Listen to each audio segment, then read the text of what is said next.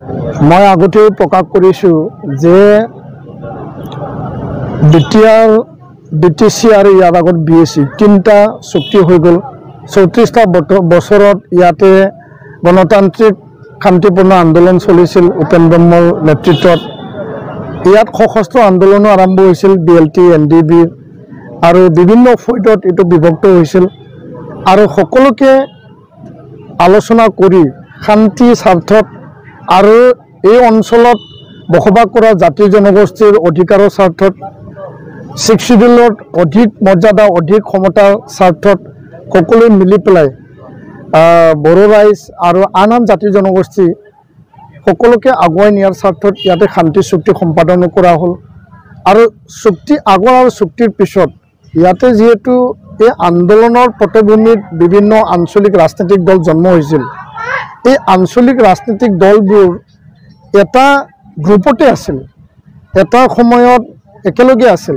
কিন্তু বিভিন্ন সময়ত বিভিন্ন পাক চক্ৰত ইয়াত মানে বিভাজন হৈছে ঘৰখনৰ যে পৰিয়াল আছে সেই পৰিয়ালখন ভাগ ভাগ হৈ পেলাই থানবান হৈছিল আৰু এই পৰিয়ালত কেতিয়াবা হিংসা কেতিয়াবা কাজিয়া কেতিয়াবা বিভিন্ন সংঘাত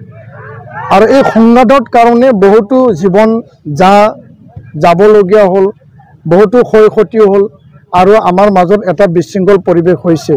তো ইয়াৰ কাৰণে আমাৰ এটোৱে আহ্বান আছিল যে পৰিয়ালটো ভাগ ভাগ হৈ আছে যে পৰিয়ালত সংঘাত সৃষ্টি হৈছিল সেই সংঘাতটো সেই ভাগ ভাগ হোৱা যে এটা পৰ্যায় এটো একত্ৰিত কৰি পেলাই এটা মূল পৰিয়ালত সকলোৱে অংশগ্ৰহণ কৰি পেলাই আগবাঢ়ি যাব পাৰে নেকি তাকে আমি দায়িত্বশীল এটা পৰ্যায়টো বিবেচনা কৰি পেলাই আমি আহ্বান জনাইছিল আৰু এই আহ্বানৰ প্ৰতি দুইটা দলে তেওঁলোকে বিভিন্ন প্ৰতিক্ৰিয়া প্ৰকাশ কৰিছে বিভিন্ন পজিটিভ দৃষ্টিভংগীৰে তেওঁলোকে এই আহ্বানক আকোৱালি লৈছে বাকি যিখিনি পৰিকল্পনা যিখিনি ফৰ্মুলা যিখিনি এজেন্ডা যি আছে সেই এজেন্ডাবিলাক তেওঁলোকে দলীয়ভাৱেহে আগবঢ়াই নিব লাগিব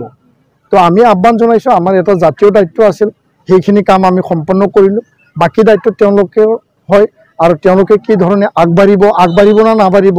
এটো সময়ত এটো গম পোৱা যাব বা সময়ত এটো আমি সকলোৱে দেখা পাব সদায় আমি আশাবাদী আৰু আমি এটা মহৎ উদ্দেশ্যক লৈ আশাক লৈ আমি সদায় মানৱ জীৱন আৰু মানুহ মাত্ৰই আশাক লৈ পেলাই আমি কাম কৰো সকলোৱে তো এই যে এটা প্ৰক্ৰিয়া সেই প্ৰক্ৰিয়াও আমি আশাবাদী ভৱিষ্যতে এটো কি ধৰণে মানে ফল পায় এটো সময়ত দেখা যাব।